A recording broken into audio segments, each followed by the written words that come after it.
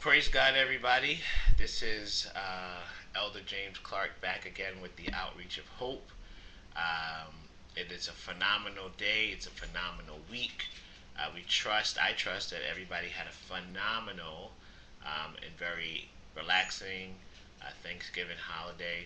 And we are now in the middle of our holiday season where, the Christmas rush or the Christmas countdown is on. But with all that being said, life still goes on in the middle of it. We do pause and celebrate Christmas for those that do and spend time with family and friends and all those great things. But in the midst of all of that, life, as I said, still goes on. And we're going to be here posting these videos. And before I get into today's video, I do want to say the Outreach of Hope website will be up and running very, very soon.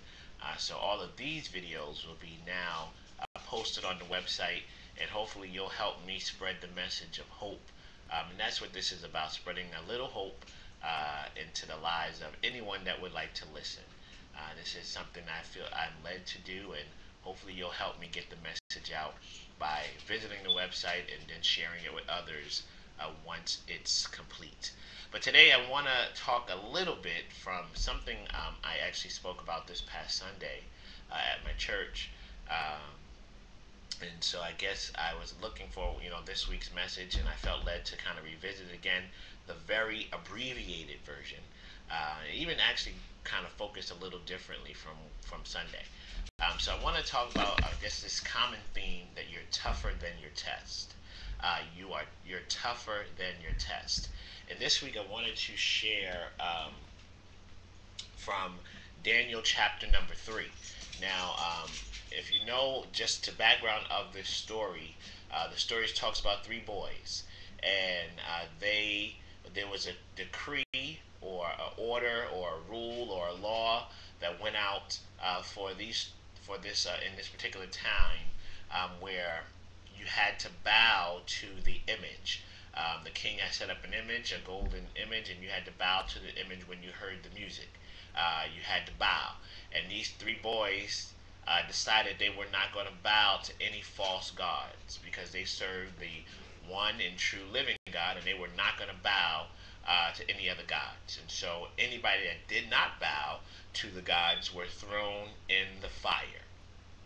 Okay, was thrown in the fire. And so when they refused to bow, they were thrown in the fire. Now, not only were they thrown in the fire, but the fire was turned up to an intensity that it was never turned up before. So the king ordered the fire to be turned up 7 times greater than it normally would be, to the point that the people that threw the boys in the fire, they were consumed by the fire. That right there is powerful. That the people that threw them in the fire were consumed. So that I guess pause there and say, sometimes in life people don't like us for really no reason whatsoever, but they just don't like us because they don't like us. And sometimes they set traps to see us fail, or we'll fall short in the area and they'll be excited that we fell short, didn't achieve our goals or accomplish what it is that we set out to do, and so they'll be excited for our failures.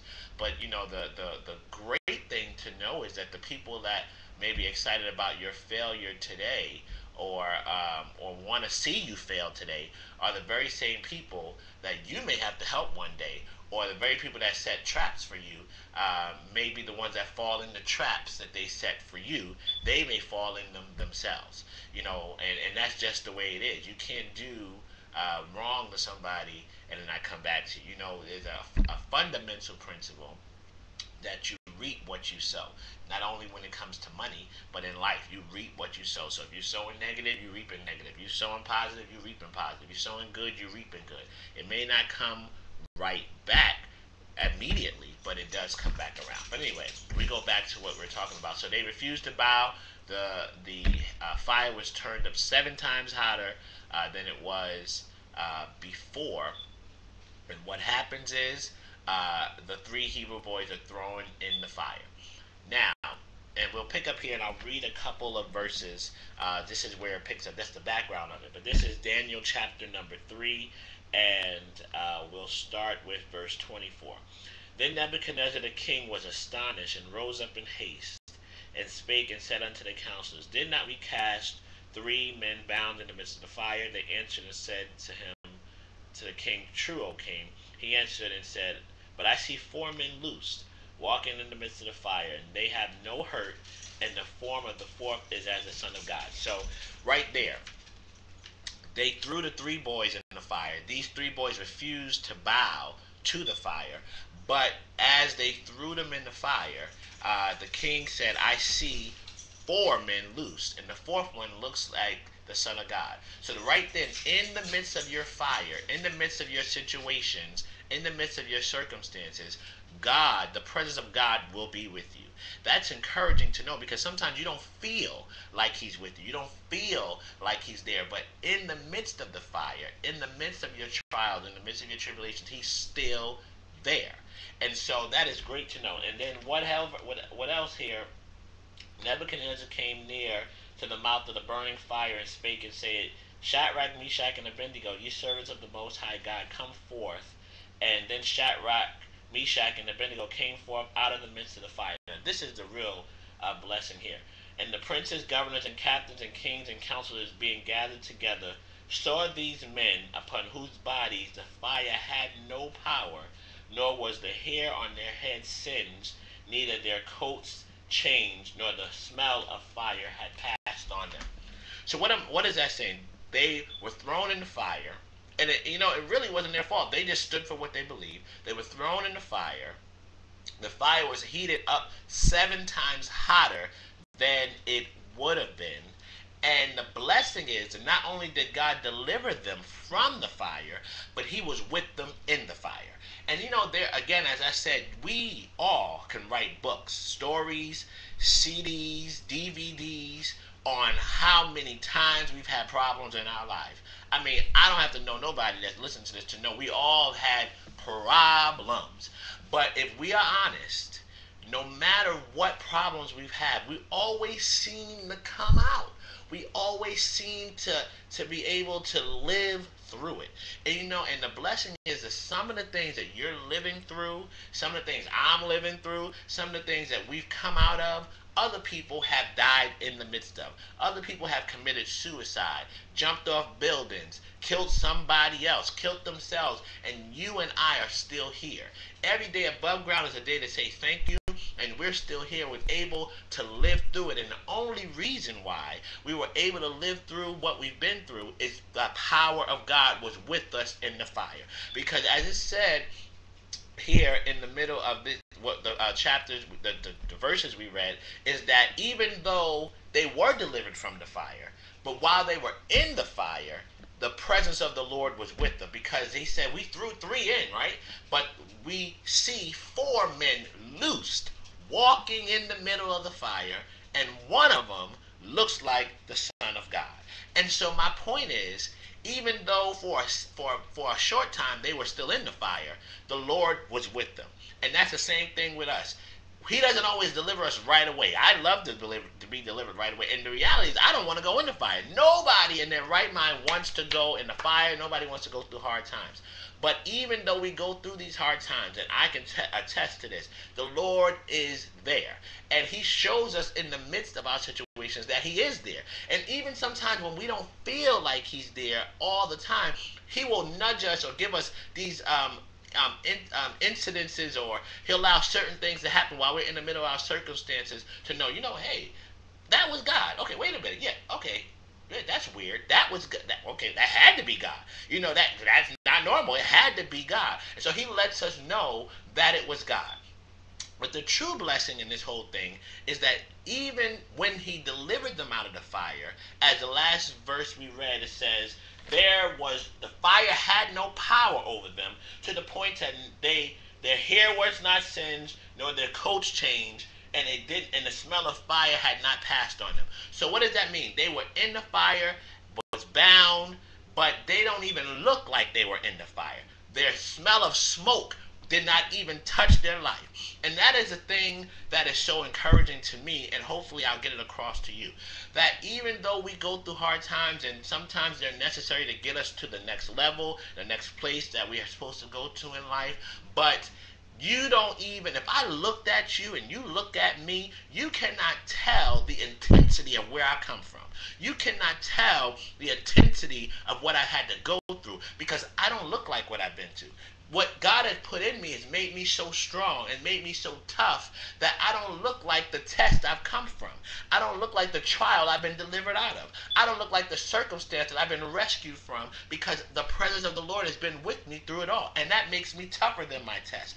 Not because of me, but greater is he that is in me. And the greater is he that's in the world. Greater is he that is in me than he that is in the world. And the presence of the Lord has graced me and will grace you, that even though you may have been to hell and back again and again and again, you cannot tell. People, when they look at you, they will never be able to tell that you've had to go through this, that you've been raped, that you've been molested, that you've been in foreclosure, that you lost your job, you don't know where you didn't know where your next meal was going to come from, you've been in abusive relationships. People won't be able to tell that, because the Lord puts a grace on you. He puts a shield on you, and so that nobody will know your story or know your testimony unless you tell it. And that is the blessing of it all. And that God graces you, even though we have to go through challenges. But God puts a grace on us to let us know that, you know what, even though you was in the fire, I was with you. But you know what, I made you stronger, I made you better, and now when I bring you out, you don't even look like you were ever in. Hallelujah. You don't even look like you were ever in it, because I was with you all along. I was with you in the midst of it. I've been there all the time. And the thing I love about God is that even sometimes we don't feel like he's there, and it seems like the fire is being turned up in our life, and the walls are crashing down on us. But the thing I love about God in Romans chapter 8 says, all things work together for good for them that love the Lord and called according to his purpose. And also another scripture says God knows how much we can bear. When we don't feel like we can bear anymore, when we don't feel like we can go the next step, when we don't feel like we can go to the next level, God knows how much we can bear. So you know what we say when we're crying out, God help me, this is enough, I can't take it no more, I can't breathe, I can't breathe, I can't breathe, it's too much, it's intense, it's too much, it's too much. What the Lord does, he sometimes allows the fire to get even greater intense, because he knows what he's invested in you. He knows the real magnitude of what's in you. And so because he made you and I, so because he knows what's in us, he doesn't just pull us out right away. But the reality is he lets us know he's been there all along. And the thing I like to paint this picture, and then we're going to be done. If you take a fire ring, if you will, and imagine the fire being all around and you being in the midst of the fire. The longer you're in the midst of the fire, you're going to start feeling the effects of the fire around you.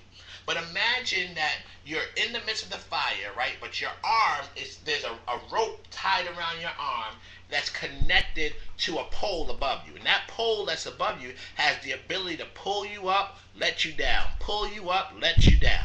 And so now you're in the midst of a fire ring, right? You're in the midst of a fire ring. The intensity of the fire is weighing on you, but your arm is still connected to that string, and that string is connected to that pole.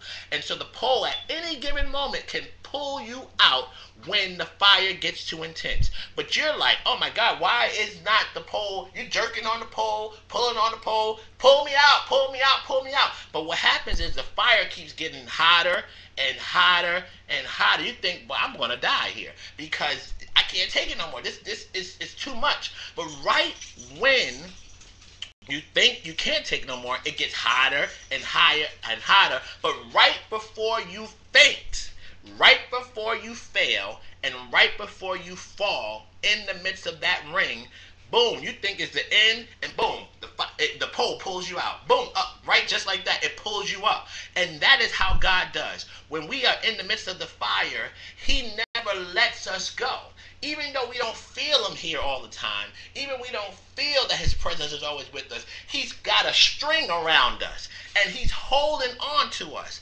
And when we think we've done all we can, we've taken all we can, he allows the fire to get turned up just a little bit more, just a little bit hotter. And you know what? But before we faint in the fire, before we fall and before we falter, he pulls us out because we cannot lose. We cannot fail because he's invested too much in us that he's got to get out. And you know, I said to somebody the other day, I wouldn't take nothing for my journey. I wouldn't take nothing for the experience I've had along the way because it's made me the man I am today. No, I'm not crazy to ask for hard times and rough trials and tribulations, but I am the man that I am today because of every trial and every situation that I've gone through. And I know without a shadow of a doubt that I'm tougher than any test. I don't want to have tests. I don't want to have problems. I don't want to have situations, but I recognize they are a necessary part of life and they are necessary to get me to where God has for me to go. But I do know I'm stronger, I'm better, I'm wiser, and I'm going further because of what I've been through and what I come out of. I'm excited today. I'm better before, and to let you know, even though you're in the fire, just remember that you're in the fire ring. If you go to think about a circus and those fire rings, you're in the fire rings, but you are stronger, you are tougher, you are better, and you are gonna come out because he still got you by your hand. God bless you. This is Ella James Clark with the Outreach of Hope. Share this with somebody. Tap them on the shoulder and let you know, hey, neighbor, you're tougher than your test. God bless you.